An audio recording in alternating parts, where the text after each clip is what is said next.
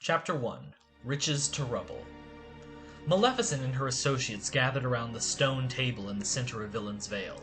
Once these villains held host in the much grander Hollow Bastion castle, but now they found themselves in a more humble setting. Their numbers had also been reduced thanks to the interference of the Keybearer. Of her original 6 acolytes, only Hades and Ursula managed to endure. Still, they had proven themselves the most resourceful of her allies, and Maleficent could hardly complain about the aptitude both possessed in wielding the powers of darkness. "Now then, let us begin," Maleficent declared. Maleficent? A deep voice from the hallway outside spoke up. Do you think maybe I could be a part of the council meeting? "Silence!" Maleficent shouted. "I am not to be interrupted by you, you blundering fool. After your countless failures, you should consider yourself quite fortunate that I continue to allow you to scrub my floors, Pete." Pete silently scurried back to his janitorial duties. Maleficent scoffed at such weakness before turning her attention back to her allies. "Malef, babe, gonna cut you short real quick," Hades said before Maleficent could continue. "This whole bad guy cabal booga booga was fun and all back in the day, but 3 does not a legion make. Besides, I got my own party to set the places for, and mine doesn't involve those black-cloaked twerps mucking it up. So, hey, thanks, but no thanks." "Oh, come on, hot stuff," Ursula said, giving Hades a playful shove. "The least we can do is hear her out. You can always leave and get defeated by Hercules later." "Hey, Hercules is going down this time!" Hades shouted, flaring up. "Enough!" Maleficent said in a commanding voice that earned both Hades and Ursula's undivided attention.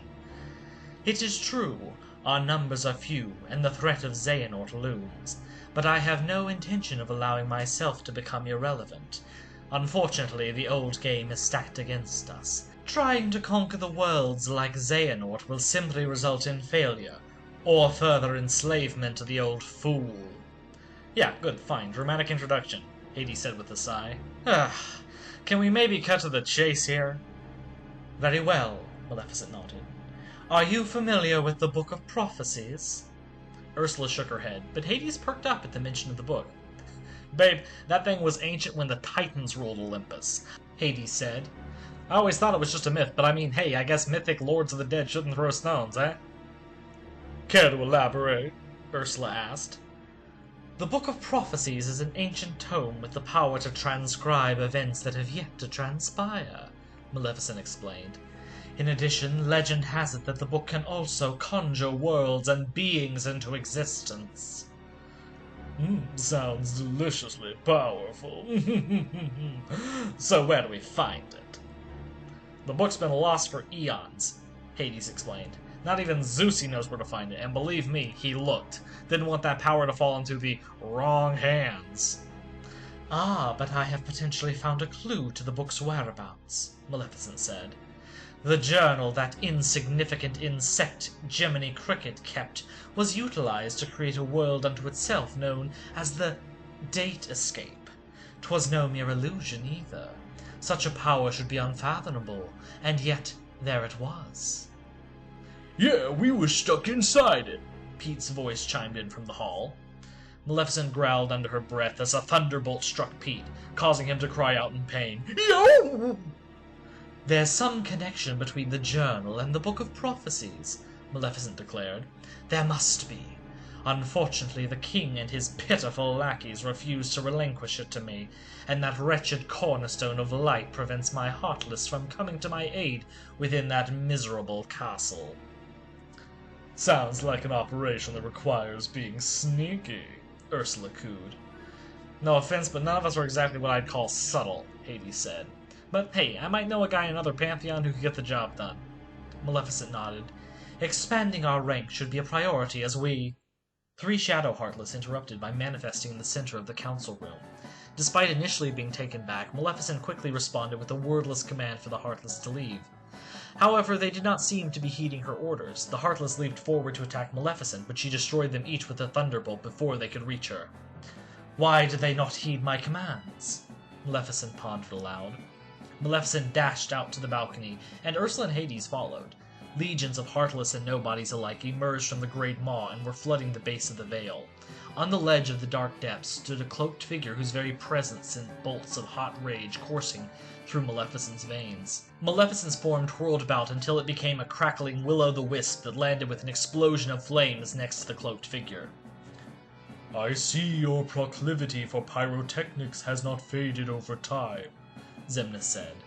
"It is good to maintain a certain spark within the heart, a raging passion, the heart's true virtue. Alas, 'tis not a virtue shared by the nobodies, for their lack of—" "Enough of your mindless prattle," Maleficent interrupted. "You dare lay siege to my domain?" A confident smirk grew on Xemnas' face. "Indeed. Merely tying up a few loose ends. You served your purpose in Xehanort's designs, and now that purpose is long past. You are not but a liability at this stage, and the true Organization 13 can scarcely allow you to continue. It is not as if you bear any true opposition to us. However, the possibility of you eliminating a key player in the union of 7 lights and 13 darknesses amidst your stumbling for power is one in which we cannot allow to transpire." Flames roared around Maleficent as her rage increased. Xemnas' verbose arrogance served only to further enrage her. Today would be the day Xemnas would experience her true power. "You wish to challenge me, Xemnas?" Maleficent asked. "Then you shall experience all the powers of—" The sound of a gun cocking interrupted her boast. "Not so fast, Witchy-Poo," Xigbar said as he locked his rifle onto the sorceress. "You think Xemnas came here after you solo? As if!" Maleficent clenched her teeth and looked back at Villain's Vale. The swarming Heartless had already torn down one of the towers of her fortress. It would not take long before the entire thing crumbled. "Do not mourn your loss," Xemnas said. "You were never truly a player in the great game, thus there is nothing to mourn. Find comfort in the fact that you shall perish at the hands of those who will change all the worlds into something new and glorious. For we—" Maleficent was surprised to see Xemnas blasted backwards by a fireball. Before Xigbar could react, his legs were entangled in Ursula's tentacles, and he found himself hurled over the edge of the dark depths. "Come on, Malef, babe, we gotta go," Hades said, gesturing to a corridor of darkness. "We held off the Heartless as best we could," Ursula said, "but it's a lost cause now." Maleficent clenched her teeth in rage. She hated to retreat. Villain's Vale may have been an inglorious hovel, but it was hers, and to have Xehanort take even that from her stung fiercely. Yet she could still survive this endeavor. That was something, at least. She let out a deep breath and proceeded with her allies through the dark portal. By the time Xemnas got to his feet and Xigbar teleported back to his side, the 3 villains were long gone. The corridor of darkness deposited Maleficent, Hades, and Ursula in the middle of Hades' throne room in the underworld. "Ladies, welcome to Chateau de Hades," he said with a dramatic gesture. "Feel free to make yourself right at home. Mi casa es su casa and all that jazz." "Don't worry, Angel Fish," Ursula said to Maleficent, picking up on her mood. "We'll get that book of prophecies, and once we do, then it'll be Xemnas living in a hole like a sea worm." That thought did comfort Maleficent, but it was a small comfort after the day's disappointments. She vaguely realized that in all likelihood Pete was lost to her. She couldn't claim to care about him, but the lack of his constant bumbling would leave a certain void. "After all that mishigosh, I'm about ready to book Xehanort a one-way ticket to Tartarus," Hades said. "His fate's gonna put the Eternal in eternal torment, babes." "We need more power," Maleficent said, thinking out loud. "The Heartless will not obey us as long as Xehanort still draws breath. We need more allies, and we need something to send our enemies a direct message that ours is not a lost cause." "Carve out a little territory before the Book of Prophecies," Ursula suggested. "Indeed," Maleficent nodded. "Well, like I was saying before we got rudely interrupted," Hades piped up, "I know a guy in another pantheon who's just our speed." "We're gonna overtake Xehanort and the brat with the Keyblade," Ursula vowed. "Overtake? Yes, I rather like the sound of that," Maleficent mused. "Soon all the worlds will tremble at our feet, the feet of the Overtakers." Chapter 2 Endings Undone. Odin, the Allfather of the Norse gods and the King of Asgard, was widely considered to be fair and benevolent by his loyal subjects. Yet despite this, few things in Asgard were as feared as Odin's wrath. Dr. Doom and Loki could personally attest to the fear being well-founded. The two villains colluded to steal Odin's power and conquer both Asgard and Midgard for themselves. After they were foiled by the efforts of the heroes of Midgard, Odin saw to personally ensuring that Doom and Loki both suffered for all eternity. For Loki, a deadly viper dripped burning venom onto his face every day. And with no Sigyn this time to collect the venom, the trickster god felt the full burn of his punishment. Doom, having been the one who personally stole Odin's powers, earned an even more painful fate. Years prior, Doom murdered his lover Valeria and used her skin to craft a mystical leather armor. Odin felt it fitting that Doom's punishment should reflect such brutality, and so every day Doom's skin was peeled from his flesh to be turned into leather. And so they remained for years facing these daily torments within the Hall of Nastrand, a prison of the damned in the icy realm of Niflheim.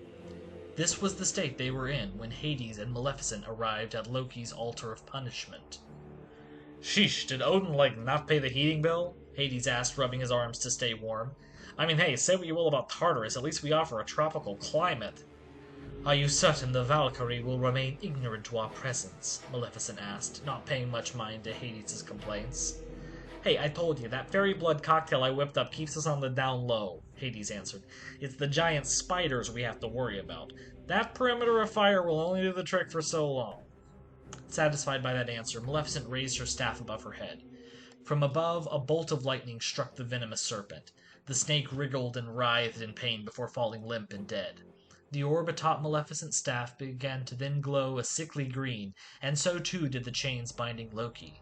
The chains dissolved before his very eyes. Free at last, Loki could feel his own magic returning to him. It was like breathing fresh air for the first time in years. As soon as Loki could muster enough strength to cast a spell, he healed his wounds and dressed himself in his green and golden robes. Loki immediately recognized Hades and smiled. Lord of the Underworld, it would appear I am in your debt, Loki said before turning to Maleficent.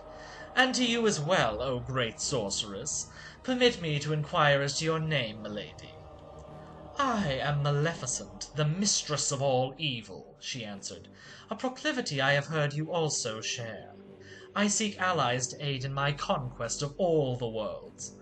She's the real deal, Lokes, Hades affirmed. Trust me, you're going to want to get on the ground floor of this exciting one-time offer. Loki pondered for a minute before answering.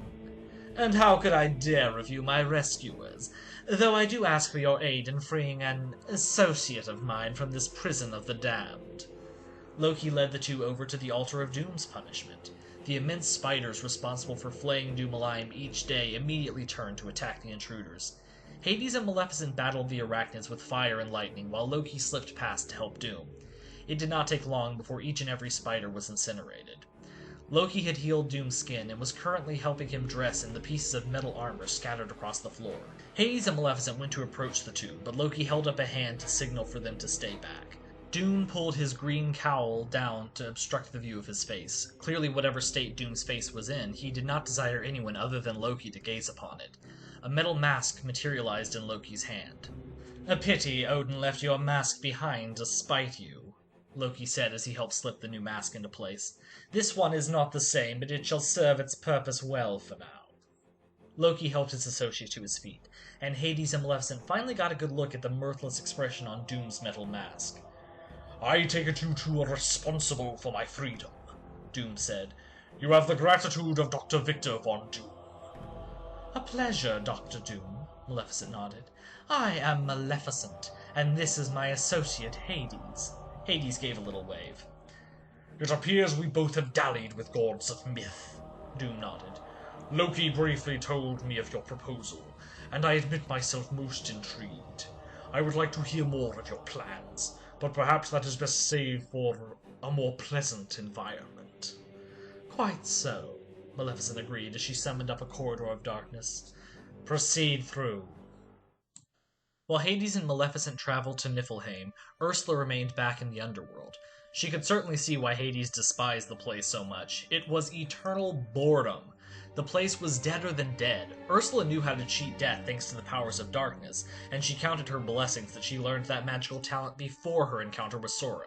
The thought of spending eternity in the river Styx did not appeal to her in the slightest. Hades! Pain and Panic cried out in unison as they came running into the throne room. "What's wrong?" Ursula bellowed. The two imps tripped over each other and fell at Ursula's feet, or rather where her feet would have been if she had any such appendages. "Urgent news for Hades!" Pain said, pulling himself to his feet. "He's away at the moment," Ursula explained. "Tell me the situation." "Oh, well, there's a troublemaker amongst the new souls," Panic answered. "He's recruited all the other newcomers to be in the gang and all fought off the Furies," Pain added. "Normally, protocol is to dump Lethe water on him," Panic said. "But, well, "The Hydra fell in the Lethe pool," Pain continued. "and it's attacking anyone who goes near." Ursula simply shook her head in exasperation. "How has Hades stayed in business all these centuries?" Ursula picked up Pain and Panic each in one tentacle and began to slither out the door. "I think this calls for a woman's touch," she said. "Show me where all this nonsense started." The true death. That's what they called it. No healing, no regeneration, no new form, just death. It was supposed to be the end of any existence whatsoever. So why the hell was he still conscious? Eric Northman drove the stake through his heart, and he exploded to the final words of, "Well, fuck." That was supposed to be the end. Yet this was the true death, and he still had his wits about him. He was still Russell Edgington. An all bluish-gray and translucent version of Russell Edgington, perhaps, but he was Russell Edgington all the same. If Russell still had some semblance of himself, then he figured so too must the other vampires who'd met the true death, including his beloved Talbot. To get his Talbot back, Russell would move heaven and earth alike. It wasn't hard to start a little rabble-rousing. Ghosts were some needy folks, and a few well-spoken words were all that was needed to get them to unionize under Russell's leadership. It helped that he retained enough of his vampiric strength necessary to punch out a few Furies. Russell had no idea if such a display of disobedience would get him what he wanted, but he had nothing more to lose. If there was even a chance that his little stunt got him Talbot back, then it was all worth it. Thanks to his ghostly new entourage, Russell took over the Underworld's Welcome Center to act as his base of operations. "Mr. Edgington," one of the ghosts said, tapping him on the shoulder, "there's an octopus to see you." Russell exited the building with his two guards flanking him and came face to face with Ursula. "And here I was hoping to get a little face-to-face with Hades," Russell said. "He's not in at the moment, which is lucky for you," Ursula replied. "He doesn't exactly have a winning temperament." "Well, I'm not looking for some low man on the totem pole," Russell said. "I need somebody who can get me my Talbot back and send us along on our merry little way." "You're not exactly in a bargaining position," Ursula said. "Sea and wind, hear my command!" Ursula raised her arm dramatically, and a tendril of water emerged from the river Styx. The tendril snaked around Russell and scooped up the two ghostly guards flanking him. Russell looked on in mild disgust as they were dragged into the Styx. "That's what happens to ghosts who annoy me," Ursula clarified while blowing on her nails for effect. "Lucky for you, I just so happen to have a certain soft spot for poor unfortunate souls, especially ones talented enough to stir up a little trouble." Russell sneered. "And just what exactly are you saying?" "I can restore you to flesh and blood," Ursula explained. "Give you another shot at unnatural life. But that's only on the table if you agree to join a little get-together a friend of mine is putting together." Ursula punctuated her offer with a chuckle. "What kind of get-together are we talking about?" Russell asked, raising an eyebrow. "The kind that conquers worlds together," Ursula answered with an evil laugh. "I admit myself intrigued," Russell answered, "but I have goals of my own that I'd like to pursue. Will everyone's desires be accommodated?" "Oh, yes," Ursula replied. "We're gonna make the whole universe give us everything we ever wanted. Here." Ursula waved her hand, and a corridor of darkness took form. "Let's talk more about it in my cauldron." And so another was added to the ranks of the Overtakers. Chapter 3: Styx Front Property. Maleficent, Hades, Doom, and Loki arrived at Hades' throne room a few minutes before Ursula and the newly re-embodied Russell Edgington did the same. "And don't forget," Ursula warned Russell, "you're still a vampire, so you still have all the same weaknesses as before. Avoid the sun and silver, and make sure you drink enough blood to sustain yourself." She then noticed the others. "Ah, it seems the cavalry's all here." Introductions were exchanged for all the villains who had yet to meet one another.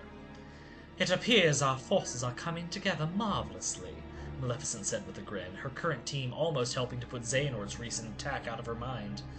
It is time to begin our quest for a new base of operations. I actually had an idea for that, Hades said. You see... Pardon us, your wickedness, Pain interrupted. What? Hades asked, his temper flaring.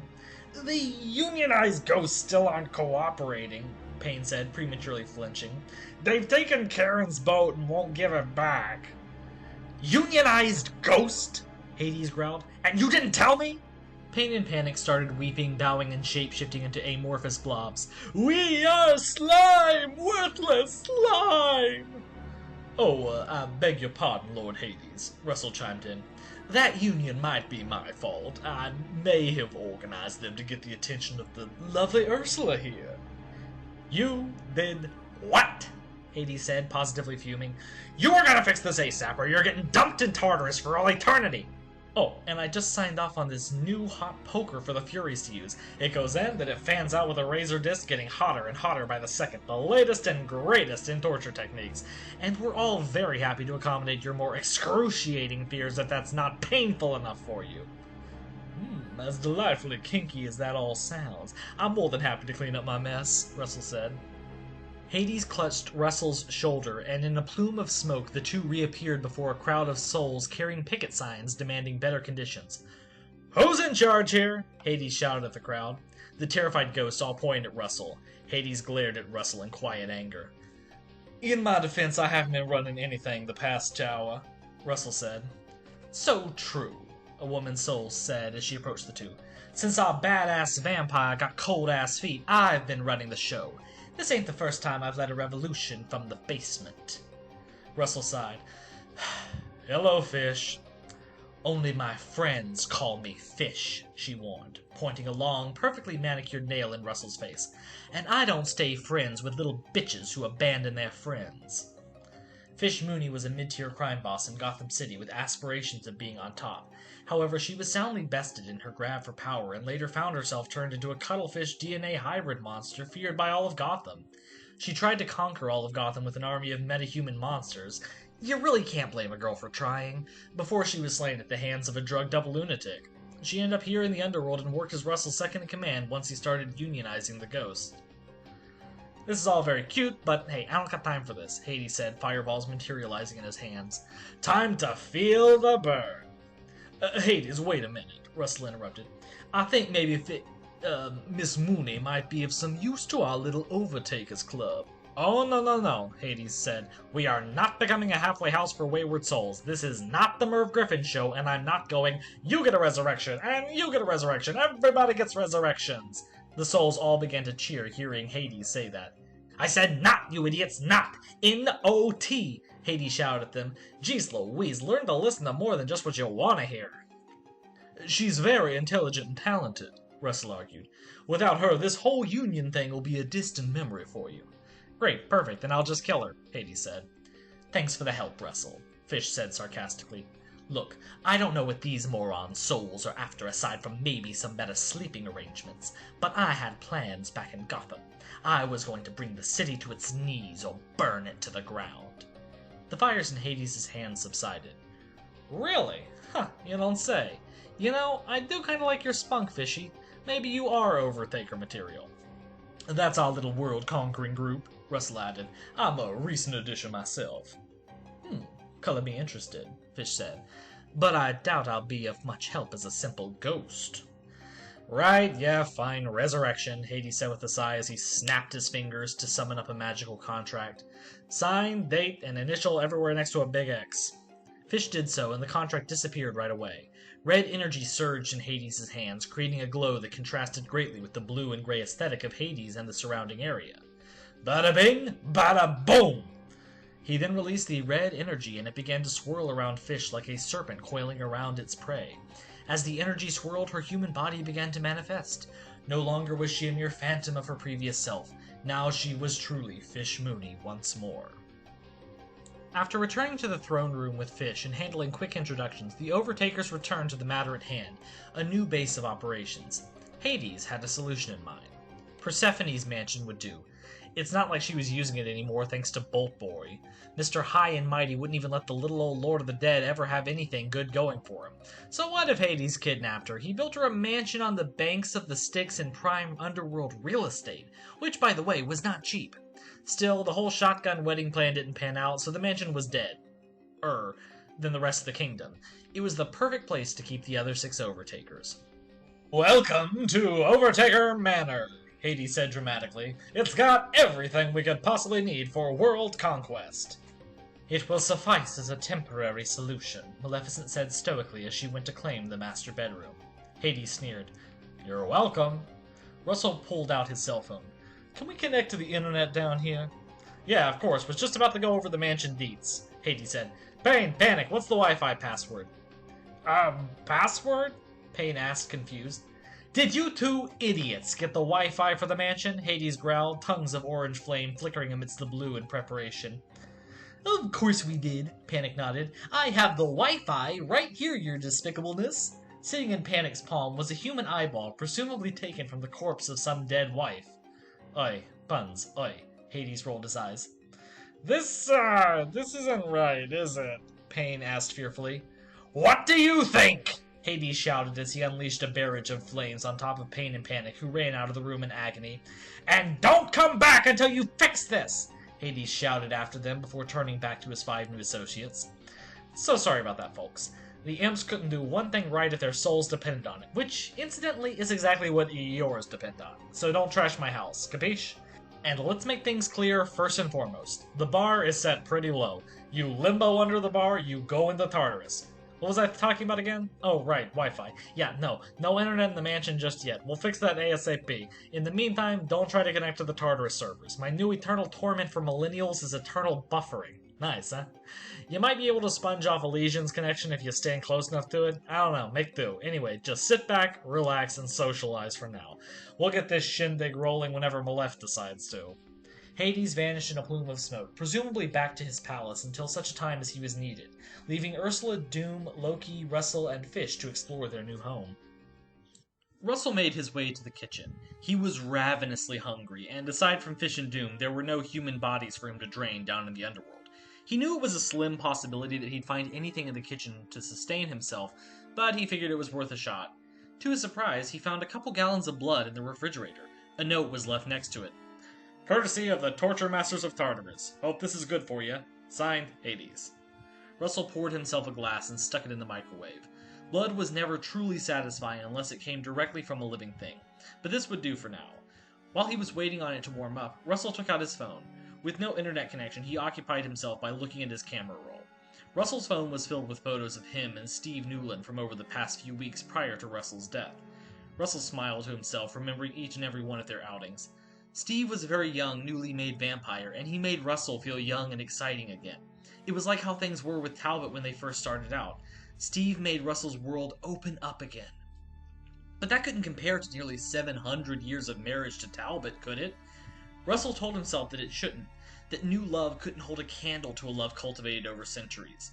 True, he had mourned and accepted Talbot's death, but Hades or Ursula or Maleficent could rectify that. So why the hell was he still having doubts? The ding of the microwave to signify that his drink was ready to consume took his attention away from his heart. It was a matter to solve another night. Fish Mooney's exploration of the mansion led her to a large, elaborate ballroom with a ceiling mural depicting Persephone and moving images of the 4 seasons.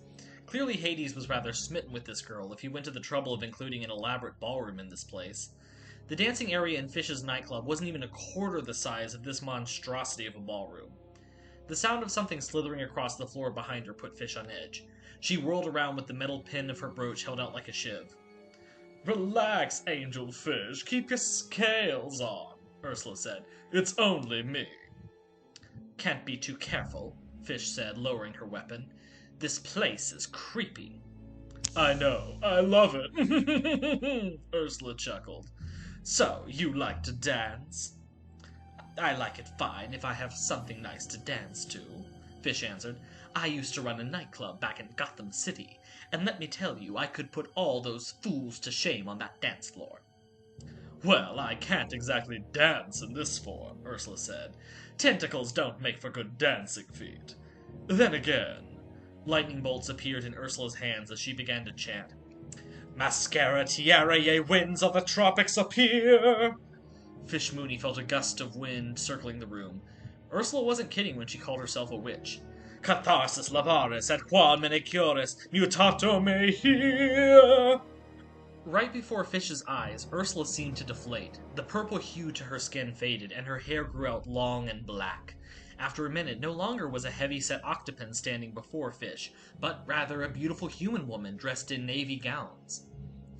Now that's an impressive party trick, Fish said. We had a guy back in Gotham who could do something similar. What was his name? Bastian, Basil, whatever, not important. Though I do gotta ask, why don't you stay in this form all the time on land? It has to be easier to get around with legs. Would you want to strut about not looking like yourself all the time? Ursula asked. I know I don't, especially since I'm so beautiful in my normal form. Fish nodded. She had to respect that. By most conventional standards, Ursula's human form was considered more beautiful, but Ursula confidently embraced her form that many would write off as being ugly or unappealing. She was most comfortable in her true skin, and Fish was strangely proud of that. Now then, let's dance, Ursula said. Oh no, I don't think we... Ursula enchanted a gramophone before Fish could finish objecting. The device began to play a waltz-like melody with a certain mystical quality to it. May I have this dance? Ursula asked. Fish shook her head and laughed. Sure, why not? And so the two women took to whirling and twirling on the dance floor together. Loki found Dr. Doom in the mansion's torture chamber, using rudimentary torture devices as tools to make modifications to his armor. Quite an ironic turn, the two of us being here after everything that has transpired, Loki said. A torture chamber is redundant, this close in proximity to Tartarus, Doom answered, never looking up from his work. I intend to refashion it into a laboratory space. Loki smirked at that dodge of the subject. He knew Doom was durable, but Odin's wrath wasn't something that could easily be shaken off. Loki himself still felt the sting of venom on his face, even with the danger and pain now past. And he was a god. Doom was just a mortal, albeit a most impressive one, though that never truly seemed a hindrance to him before. What do you make of our new allies? Loki asked, changing the subject. I'm certain you've already perceived them for whatever they are worth, Doom replied. There is likely nothing I have to say that has not already crossed your mind. True enough, Loki said, but my question for you remains regardless. Doom turned to face Loki. They are all utterly mad, but I admire their ambition and perspective, though I doubt they shall be of any more use than the Masters of Evil when the time comes. You do have to admit they have a certain flair that the Masters of Evil did not, Loki remarked. Flair is of little use to me, Doom sneered, looking back over his work. Yet you tolerate my continued presence, Loki asked. You are more than mere flair, and you are well aware of that fact, Doom said. I shall not indulge your fishing for praise any further. Doom set down his tools and stood to meet Loki face to face. I require technology from my castle back on our world. Do you know the spell to transport us between worlds? Aye, that I do, Loki nodded. But are you certain returning to our world is the wisest course of action after everything? It is not a wise decision at all, yet I require it all the same, Doom answered. Loki opened a corridor of darkness to Castle Doom, and the two men stepped through it. On the other side, they found Doom's once magnificent castle reduced to mere rubble. Loki watched Doom for any reaction to this, but if he was feeling anything towards the loss of his fortress, he wasn't showing it. A fortress does not a ruler make, Doom said plainly, as if reading Loki's mind. Unfortunately, it does mean our little excursion here was an unnecessary risk, Loki said. Not so, Doom replied, motioning for Loki to follow him. Doom led Loki down a crumbling staircase into the basement level of what was once Castle Doom. The cavern seemed to dead end, but Loki knew better. After all, Loki was a master of all things concealed. Doom put his hand on the wall, and veins of glowing blue light crackled outwards from his fingertips before a white light overtook the entire wall. Doom's laboratory had seen better days. Even with the precautions put into place, it had not been spared from the incident that crumbled Castle Doom. However, most equipment was still intact and untouched despite the damages. Doom immediately discarded the mask Loki had given him to hide his face, and picked up a new one that could connect to his armor's technical systems. As he removed the simple mask, his face became exposed. Though many were led to believe that Doom's face had been horribly disfigured by burn scars, that was not actually the case. In truth, the damage done to his face was only a single scar across his cheek. Yet such a minuscule imperfection could not be tolerated. Doom sought to bring perfect order to this world and all others. It simply would not do to display such a mundane imperfection. "You detest your humanity," Loki said plainly. What has prompted such an observation? Doom asked as he put the new mask into place. "You hide your scar because it signifies that despite all that you have become, you are but a mortal man beneath that armor," Loki observed. I see even the perception of deities has its follies, Doom replied. Doom is no mere mortal and hides nothing.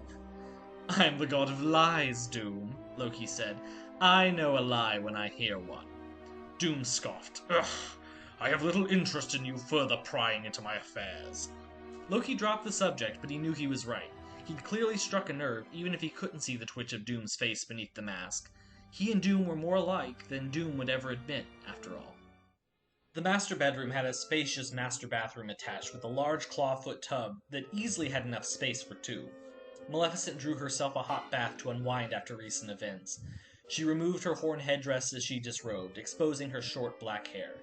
As she stepped into the water, she felt the heat searing through her body, making her feel strong and powerful. Her alliance had grown rather rapidly since Xehanort's attack. With such rapid growth came the risk of traitors in her midst.